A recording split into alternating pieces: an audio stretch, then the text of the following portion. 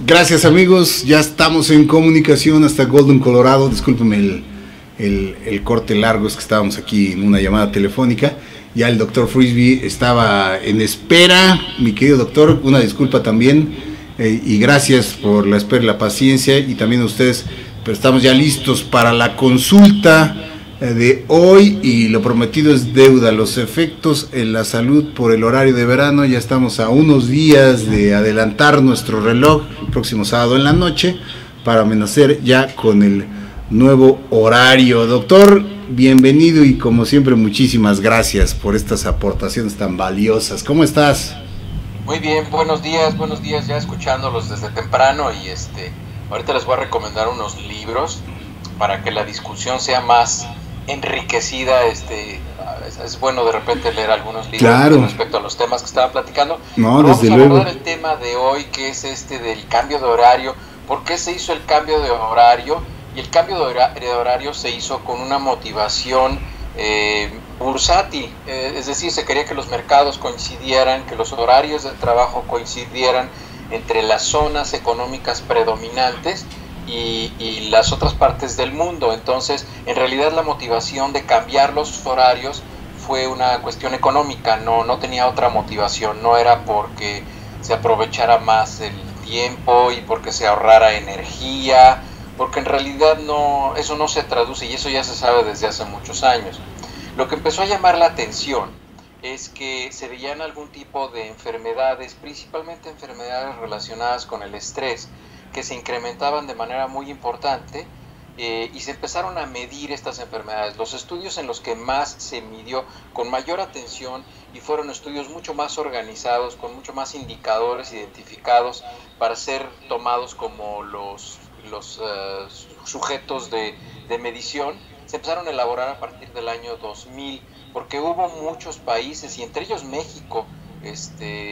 México empezó a decir que no quería tener el horario. Incluso, es más, creo que la idea inicial en México fue de quien ahora es el presidente de Andrés Manuel, que él decía que no se quería integrar, que él se iba a salir del horario y quería sacar al Distrito Federal y no sé cuántas cosas estaba diciendo, que finalmente no se hizo, ¿no? Pero la discusión estaba en todo el mundo. Entonces se abrió un estudio muy grande, principalmente en lo que se conoce como el Reino Unido, o como UK, el United Kingdom, que no es solamente Inglaterra, sino es Inglaterra, está Irlanda del Norte, las dos Irlandas, está Escocia, incluso se incluyó Australia y Nueva Zelanda. Entonces se empezaron a hacer estos estudios para ver cómo afectaba a la salud los cambios de horario y cómo impactaba a esto que se conoce como el ciclo circadiano, como si fuera un círculo. Este ciclo circadiano, que está marcado por una cantidad muy importante de hormonas y unas sustancias que se llaman catecolaminas. Las catecolaminas no es otra cosa más que la epinefrina, como se conoce en el sistema inglés, así como pulgadas, y en el sistema no inglés se conoce como adrenalina.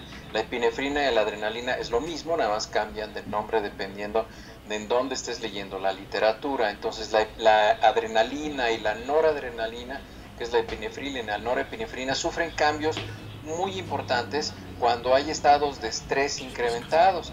Entonces se empezó a hablar incluso de abolir el cambio de horario por el impacto que tenían en la salud. El último estudio que salió fue ya un estudio que es un estudio muy particular, porque es un estudio que propone, fíjense nada más, lo propone el Reino Unido, lo propone al resto de la comunidad europea, al principios de los años 2000, y se concluye el estudio unos 3 meses después de que se firma el acuerdo del Brexit, o sea que ya se salía el Reino Unido, pero el estudio ahora de toda la comunidad europea, incluso se estaba discutiendo en el Parlamento Europeo. Son de estas cosas muy curiosas, porque pues es un estudio propuesto por el Reino Unido, que lo realiza la comunidad europea, pero pues al final del estudio ya resulta que el Reino Unido muy probablemente no va a ser parte de la comunidad europea. Y entonces esto es algo que llama mucho la atención. En fin, entonces el estudio se publica más bien en agosto del 2018. Entonces aquí se propone los hallazgos que hubo en este estudio, que es el estudio más grande que se ha realizado para el impacto en la salud del cambio de horario, o lo que se llama en algunos países el horario de verano, que como es de verano, se le recorta un día, se le recorta una hora, entonces la gente se tiene que levantar más temprano y esto genera unas cantidades de estrés importantes.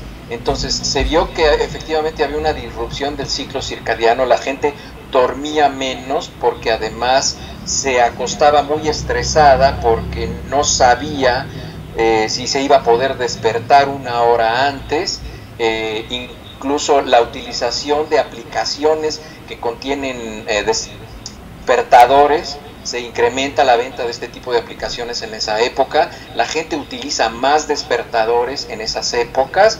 Entonces en la primera semana del cambio del horario de verano se vio que había un incremento muy importante de las personas que llegaban a la sala de emergencias con ataques de ansiedad, ataques de pánico e incluso con infartos al miocardio, infartos cardíacos. Entonces se veía que esto incrementaba de manera muy importante.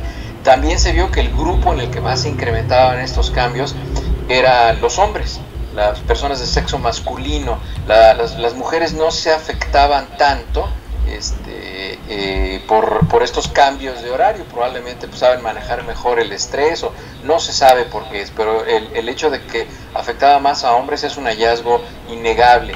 Los pacientes que más se afectaban, desde luego, eran pacientes que tenían enfermedades crónicas, y de las enfermedades crónicas que predominaron en el grupo de personas que tenían esto, eran personas que tenían insuficiencia renal o daño renal, que es algo que ya hemos platicado aquí, que muy pocas veces se mide, y cuando se identifica el daño renal ya es tarde, ya no se puede hacer gran cosa, y lo que hay que hacer, pues ya saben, es controlar la presión arterial, y si tienen diabetes, controlar la diabetes, que son los primeros dos factores de riesgo para causar daño renal. Entonces los pacientes que más se afectaban eran los pacientes que tenían daño renal, y entre mayor número de enfermedades tuviera una persona, porque bueno, pues se veía ahí, había pacientes que tenían diabetes, hipertensión, hipotiroidismo, artritis, habían fumado, consumían alcohol en grandes cantidades, en fin, entre más enfermedades tenían, más impacto tenía el cambio del horario, o sea, era gente que se estresaba más.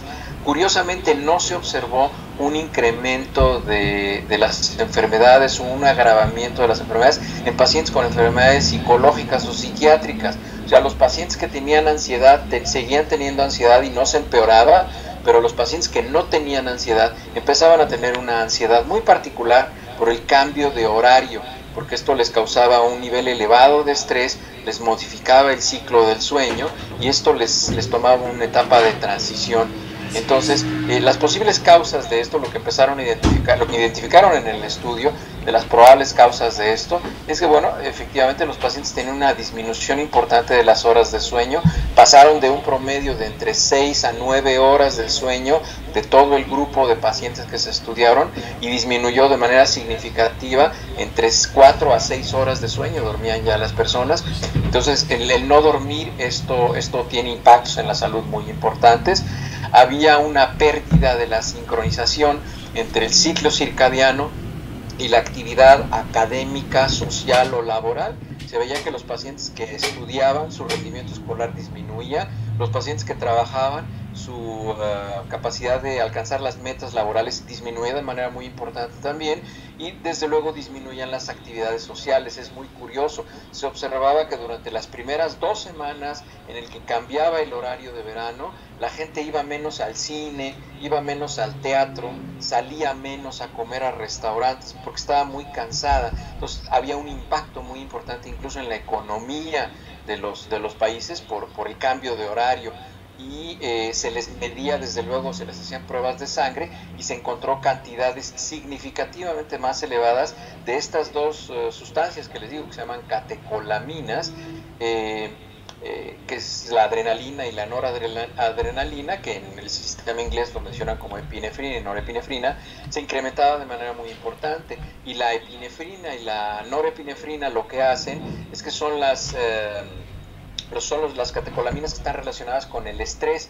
Y estas catecolaminas, como están relacionadas con el estrés y el estado de alerta, bloquean un ciclo metabólico que se llama glucólisis, que es el rompimiento de la glucosa en la sangre para aprovecharlo en energía. Entonces bloqueaban esto, la gente se estresaba, la gente pues no aprovechaba la energía que venía del azúcar, entonces utilizaban fuentes alternas, entonces la gente ganaba peso, estaban más cansados, esto incrementaba la frecuencia cardíaca, incrementa la presión arterial, disminuye la irrigación en el cerebro, es lo que se llama en inglés la reacción de fight or flight, de volar o pelear. Es un mecanismo de defensa. Entonces los pacientes estaban en este estado como de lucha, como de angustia permanente durante 2 semanas. Y pues bueno, esto para una persona saludable pues es estresante, duermen un poquito menos, pero para personas que no tienen un estado de salud ideal,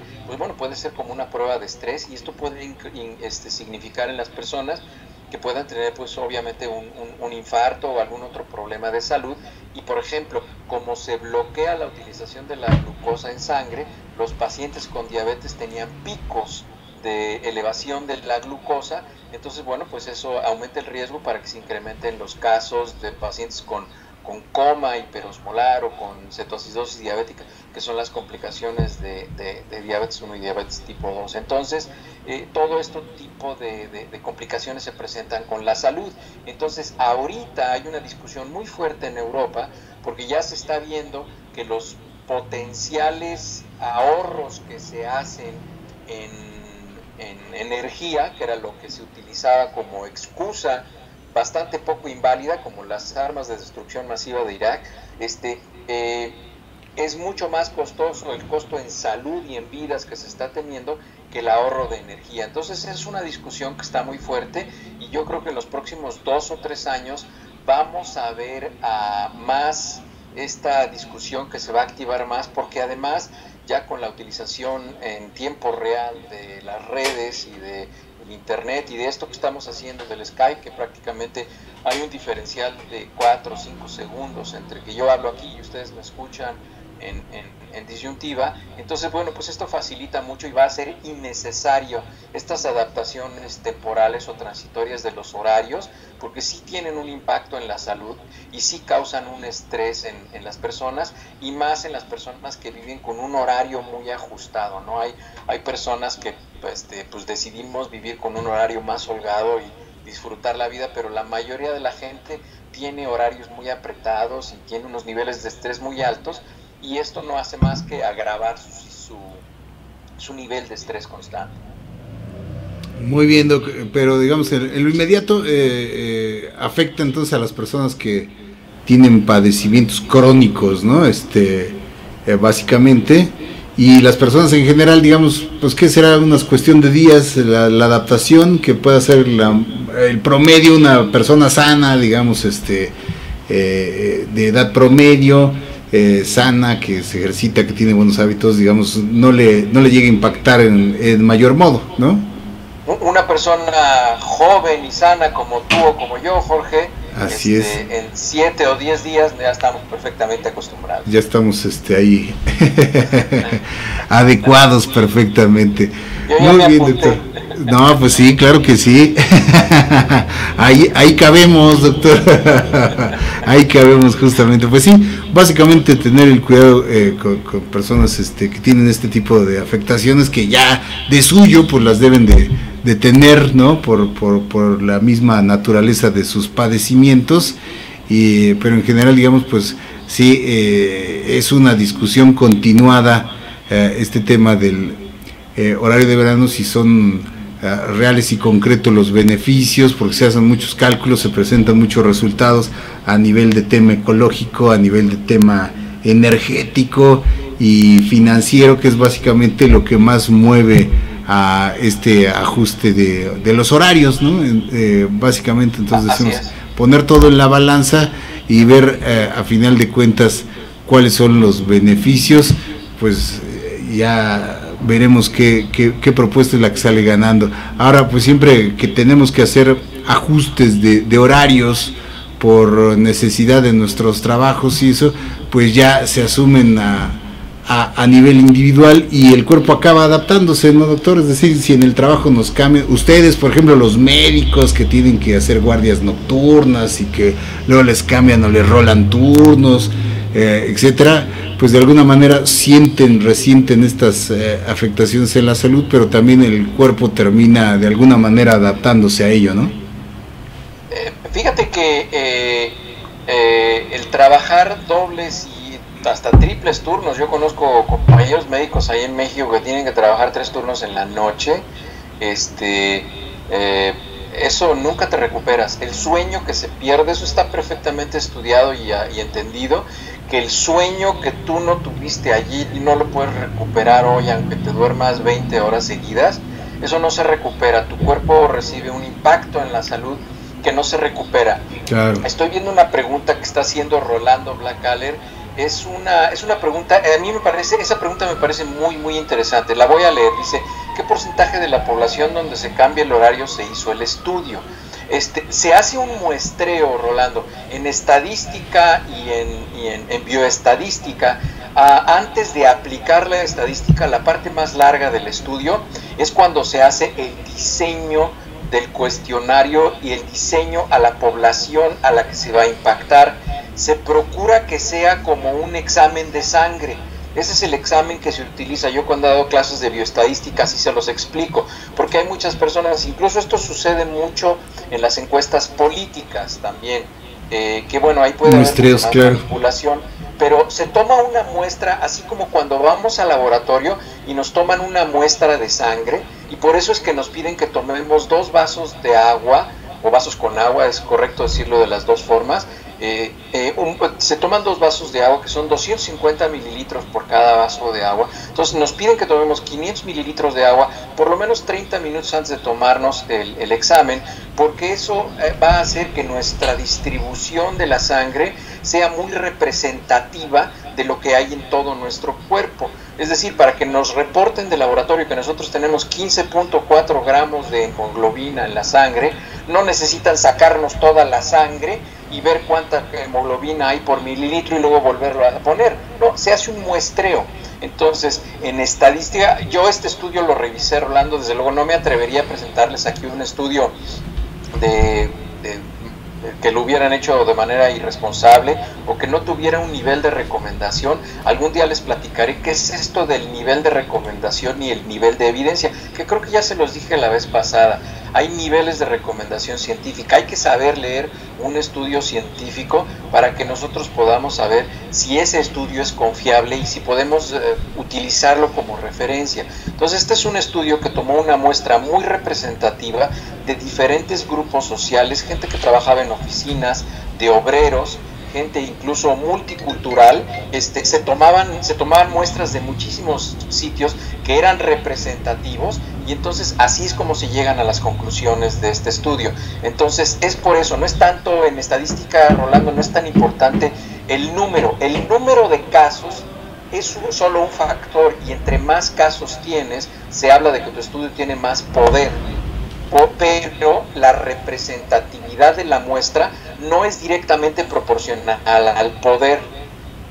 A veces el poder está relacionado con otra cosa que se llama confiabilidad, que no es lo mismo que representatividad, pero esto ya es una cuestión muy técnica de estadística, que no tiene sentido. Créeme que este estudio es representativo y los datos que se encontraron son datos que se pueden transferir a la población en general. Muy bien, querido doctor. Oye, y nada, rápidamente, entonces nos decías sobre este asunto del tamiz neonatal. 6 semanas son las que se puede aplicar el tamiz a los recién nacidos. Hay enfermedades que requieren atención inmediata. Por ejemplo, el hipotiroidismo sería una de las enfermedades que más nos preocuparían, el hipotiroidismo congénito. Es decir, los niños que nacen con una función de la tiroides disminuida tienen un deterioro mental muy severo si es que no se empieza la terapia de sustitución hormonal, si es que no se empieza a dar sustitución con hormona tiroidea a estos niños.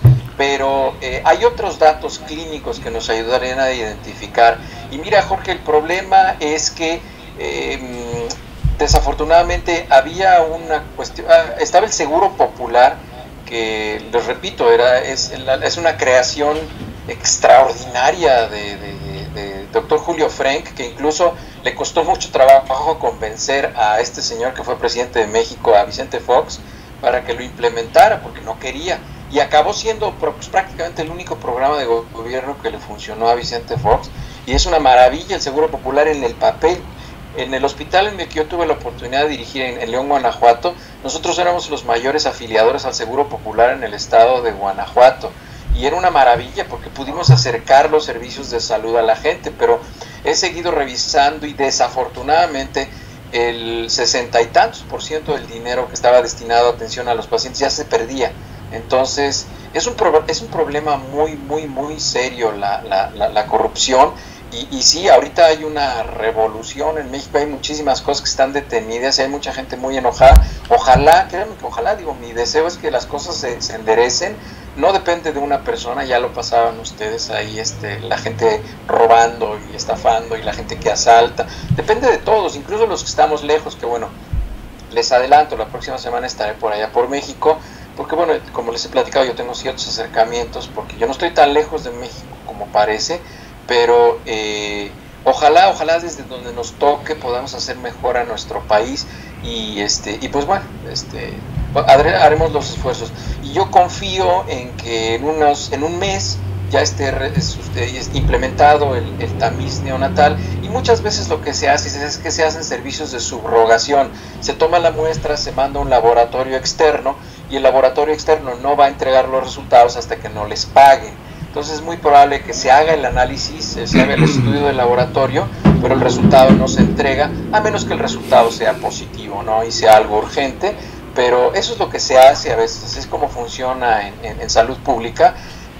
Aunque se construyeron muchos hospitales, pues todos sabemos, digo, desde las películas eternas, ¿no? De Calzón sin inspector, acuérdense, se montaba así una cosa como de escenografía para que la inaugurara el gobernador y luego la volvían a montar en otra ciudad. Entonces, desafortunadamente hay muchas cosas que funcionan así, ojalá se enderecen, pero esto del tamiz neonatal se tiene que resolver pronto, y estoy confiado en que se va a hacer. Les repito, yo honestamente estoy muy orgulloso del sistema de salud en México.